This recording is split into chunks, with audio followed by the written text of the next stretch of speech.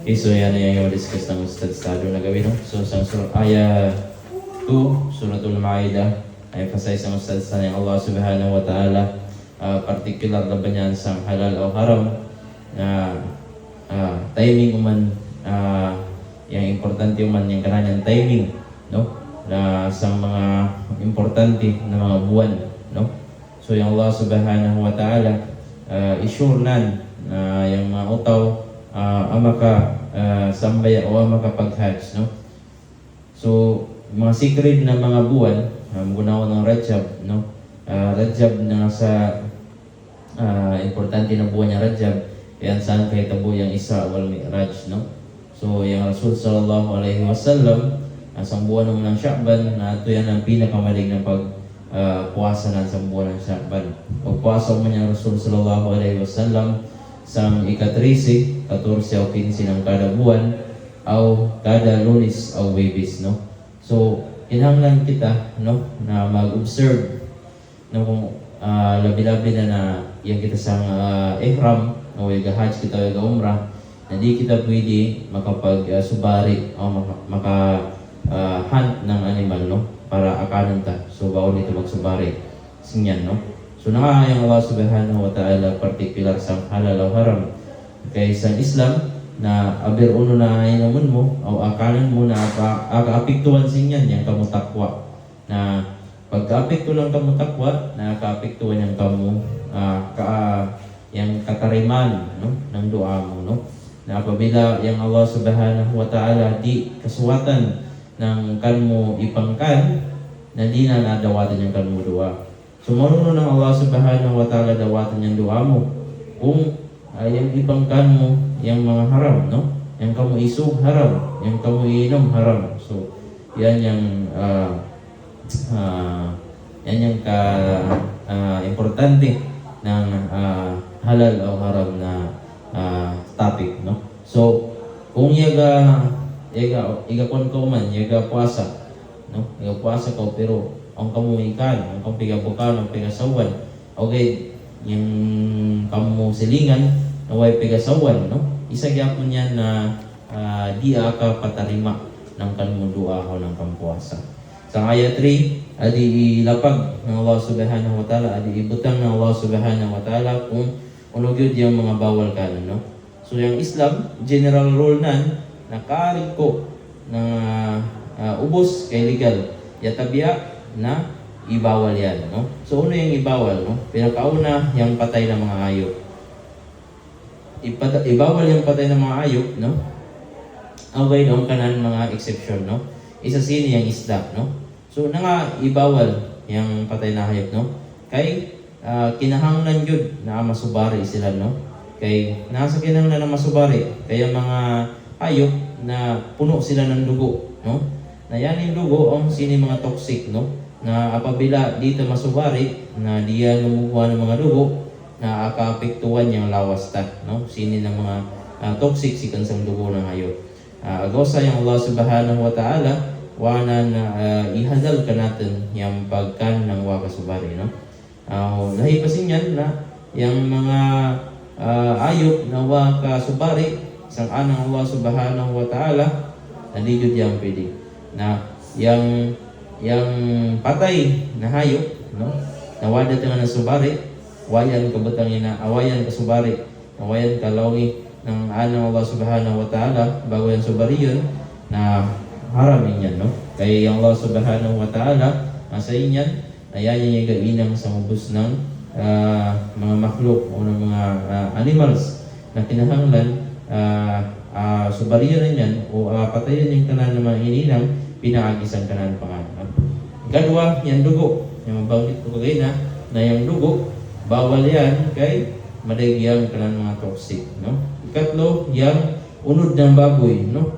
So, unod ng baboy, yung proven na sa science man, na madagyang ka ng mga parasitiko, madagyang ka ng mga buwi ng mga sa kumpali ka natin, basa ng kagal ng mga germs, yan kay mga watik na dito magkakita na yan sang flesh o yung sang karne ng baboy na kinahanglan ng baling ka taas na temperature bago niyan mawa ng mga parasitiko. So, inyan yung isa sa pakinagan ng pagbawal ng karne ng baboy.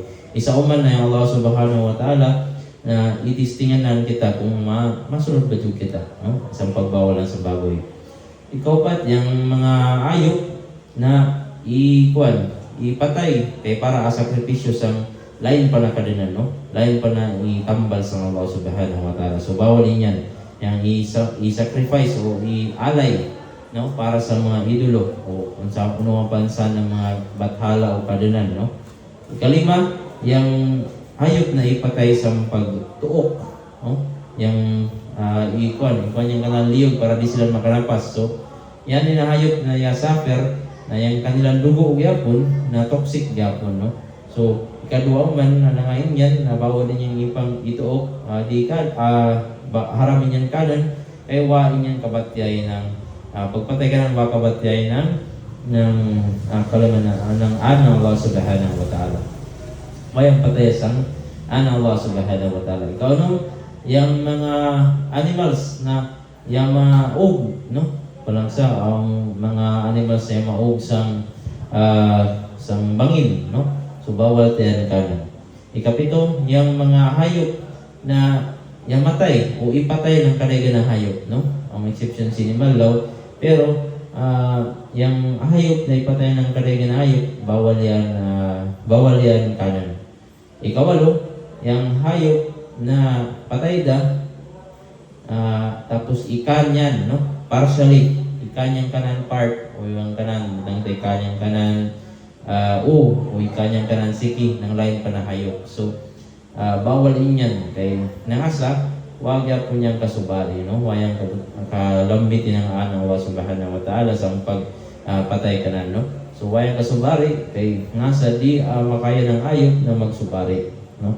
So ako niya po yung mga forbidden acts ang aya ng Maida, magunawa ng paggamit ng araw, no? Ng pantutuliyay, no? Araw na para makainang ng desisyon, no? So yung mga wapang intuning mga kafir nga sa Makkah, no? Na kufar nga ito na igainang sila, no? Parang sa pigaano nila niyang araw, kaya gamit nila niyang araw para ma-determine nila o madyo ba o mat. For example, mapanaw sila sa isang lugar. Gamitan nila ng araw niyan, wali sa karinto manlingi yung araw, mapaguri ang araw, na alhamdulillah madyo ko rin yan, no? Wali sa kaliwa, na mati niyan. So, bawalin yan, no? Ibawalin yan ali sa aya 3. So, yung sana, ilipin, yung kamu, isarig mo yung ubus ng Allah subhanahu wa ta'ala. Bawalin yan, no? Also man, sininaya, sino-sino itong mga pangindosang yung panglambit na yung na minan nila ng isuko o iatag nila, no? Yung kanilang naliyon, no? Kung way ka mo amakan na ang dyan po yung isang ka-exception, no? Itong exception siniyubos na yan yung mga ipangharam apabila wala yung makan mo na amatay na to tungkol sinyan kay kung di ka makan sinyan, for example, at ito kasang kagwangan na apabila di mo kanin yan na hayop na iharam, alisin niyang panglambit o kagay na amatay ka. So, halal na ka mo niyang kanan. Okay? Na yung stance na ay pagkan ng maday, no?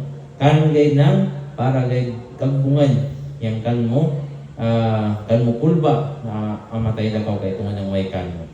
So, ang dyan po isang ka-exception sa prohibition, no? Ng pagbawal, haram na niyang pagkan ng dugo. Yan kay yung pagkan ng atay o yung liver, no? So, maday yung dugo ng liver, pinigay ko ng liver, no? Basta kay yung hayop na isubar, no? Kadua yung spleen. So, research gabi yung spleen. Ikatlo yung isda, no? Pwede ka na yung isda, no? Kaya yung tubig na puro yan. So, ubos ng yung matay sikan sa tubig at sa tubig na pwede yung matay sikan sa tubig na pwede akan, no? Manggunawa ng mga isda na igawya sa tubig. Ikatlo yung grasshopper, no? Yung tutubi ba yan, no? Apanapan. Yung kay pwede yan kanan, no? Law ng aya number 3.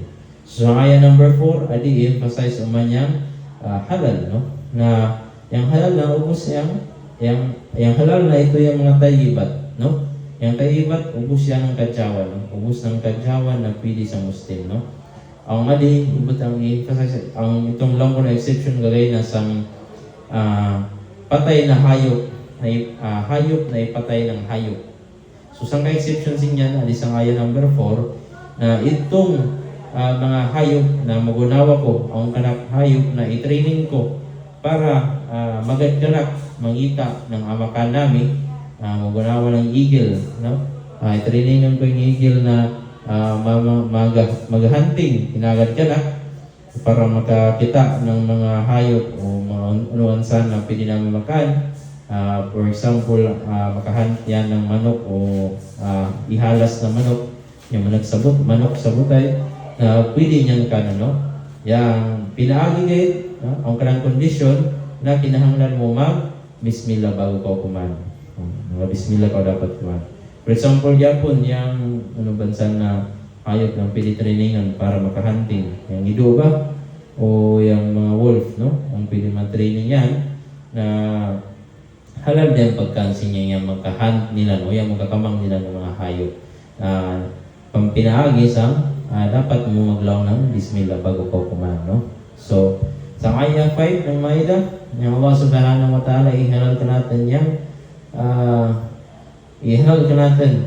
yung uno yung ipanghalal sang mga utaw ng second pa sa mga libro, utaw ng scripture, no? Utaw ng libro, no? So, sino itong mga utaw sa libro, no?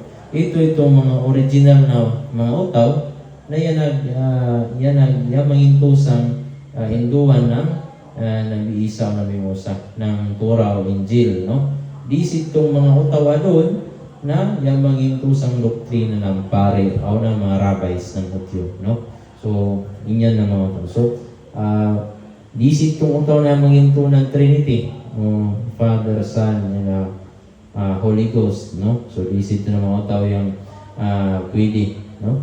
Dito yung mga utaw na people of the scripture, no? Di yung man ito mga utaw na yung maging na si Uzziah na anak ng Kadinan. So this is ito, no? So yung kanilang ipangsubari, itong mga people of the scripture na pili ito kanan. O itong mga utaw na yung maging sang doktrina ng pari o rabbis na di pili kanan yung kanilang mga ipangsubari, no? So yung yung mga Muslim, pili nila pangasawan, yung mga kabubayan ng people of the scripture, no? Pero, di nilang pili ng mga girlfriend, no? So, sa aya 6 ng Maida, surat ng Maida, adi ang wudu o tayammum, no? Wudu o tayammum. So, sa Islam, kinahanglan kita mag-live ng ginawatan. Yung mga Kristiyano, pili dyan sila sa kanilang mga church, mga simbahan, na masking padida sila na ba yung maglimpyo ng kanilang ginawa. Okay, sa Islam, specific yung paglimpyo ng kanatin ginawa. Kinahanglan mo, ugasan yung kamuparangay ng malimpyo na tubig. Na yung kondisyon ng malimpyo na tubig na kinahanglan siton sa lawa, no? O siton sa mga balon, no? Na yung kanan baw, wapagbago. O yung kanan kolor, na wapagbago. So, yan yung kinahanglan para kondisyon ng mga pure na tubig. So, di pwede yung pag-abdas siya ang butong, no? Kaya hindi mo niya pwede. Mahim yung buksan sa tubig. So, pinakagis ang mulo na protektahan kita ng Allah Subhanahu wa Ta'ala sa syaitan, no? Itong time na yung Nabi Muhammad sallallahu alaihi wasallam yakat to iga Isra wal Mi'raj, yakat yan sa surga ng Allah Subhanahu wa Ta'ala. Yung malingog na nagto yung mga gina ng Bilal radhiyallahu anhu, no? Yung Rasul sallallahu alaihi wasallam pagkabos na mag-Isra wal Mi'raj, yusip na niyang Bilal na yung malingog ko yung kanmo mga apak ng sigi ato sa suruga, no? So yung gosip yung Rasul, uno yung mga amal ibadah mo na special, okay? Yung madugod ko man yung kanmo itong mga gina ato sa suruga. Yung Bilal nag-along ng way special ko na amal ibadah, yatabya na kada kabatal ng kanak abdas nagaabdas ako barit o gasambay ako ng duwang karakahat na nawafil na sunnat na wudu. Sunnat ng wudu. So, inyong kayang amal ipada ng Bilal o inyong kayang muno kayang importante yung pag-abdas, no? So, adi, instruction lang kita na ugasan tayong ka natin parangay, yung ka natin kamot, sikan sa ka natin forearm, hantod na sang ka natin elbow, sang ka natin siko, yung kayo, no? So, ugasan tayong ka natin okay, yung pag-ugas ng una, hindi namin na magasugbo, no? Yung pag-ugas ng una, daganan tagid ng basa na kamot, no? Kadaganan tagid ng basa na kamot, yung ka natin, ugasan tayong ka natin siki, hantod na sang ka natin buko-buko. So, apabila yan ko sang state o sang janaba, no? Na pagtalik ko sang kamuasawa, no? Kinahanglan mo purify, limpyuan yung ginawa mo, pinaagi sang pagsugbo, no? Ng kamutibok lawas, no? So, i-make sure mo na ubos ng tubig, yadaloy sang lawas mo. So, maununod mo kuno yan, ma-make sure na ubos ng tubig, yadaloy sang lawas mo, pinaagi sang pagpusok, squat, no? Magapuso ka para ubos ng tubig, pag-soak mo, na pagbutang mo sa umo, na madaloy sang lawas mo. Na pabilaway tubig mo, na pagtayam mo, no? So, kinahanglan mo ng uga na lupa, no? So, sa uga na lupa, kinahanglan mo kayo na butang yung kamot mo ng makadwa sa uga na lupa, no? O, damos mo yan, no? Bago mo damos, ispisa, kamang mo muna, inanan mo muna. O, damos mo yan sa kan mo, parangay, no? Magsikon sang liya mo, padigdasang kamo, padigdasang kamo panga, no? Ano yung panga ba yan? Sa baba ng baba mo, no? So, yan yung pagdamos ng parangay. Makabusit ko, kinahanglan mo dyan kung damuson yung kan mo, kamot, no? Sikon sang kan mo kamot, abutan mo yung kamot mo na ang lupa, pababa mo yan, no? Pihitan mo yan, biral mo yan pababa, hantod sang kan mo, siko. Pinanyapon sang duwang kamot na gunawa sila, no?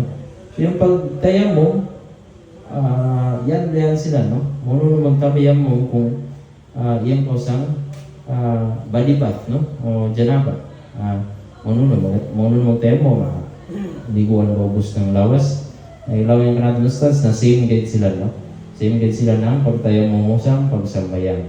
So, minili kita ikaw yan ng Allah Subhanahu wa Ta'ala na di kita nan abutang sang sitwasyon na malisod, no? Na, okay, na mas hindi kita nabutang sa sitwasyon na malisod, nakalinig yapon na magaling kita sa ginawata, no? Para maatag na yung kanang mga reward na aatag na natin. So, inyong ganyang malisod talo na gabi. Sunod naman inshallah next week. Wassalamualaikum warahmatullahi wabarakatuh.